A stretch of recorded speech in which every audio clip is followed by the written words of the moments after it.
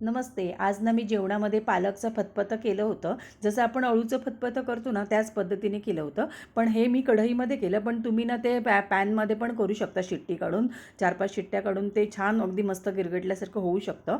पण मी ते कढईमध्येच केलं. आणि असं पालकचं फतफतं ना, आत्ता गरमीच्या दिवसात रात्रीच्या जेवणासाठी खूप उत्तम पर्याय आहे. त्याच्यासोबत मस्तपैकी भाकरी भाजायच्या आणि पालकच्या त्या फतफत्यासोबत आपण भाकरी खाऊ शकतो. म्हणजे खूप छान पर्याय आहे रात्रीसाठी.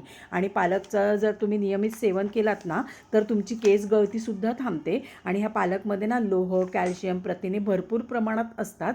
आणि पालकचं नियमित सेवनाने आपले हाडेसुद्धा मजबूत होतात. कॅल्शियमची कमतरता दूर होते, रक्ताची वाढ होते. आणि सगळ्यात महत्त्वाचं म्हणजे पालकची भाजी खाल्ली ना, तर दुसऱ्या दिवशी आपलं पोट साफ व्हायला खूप मदत होते.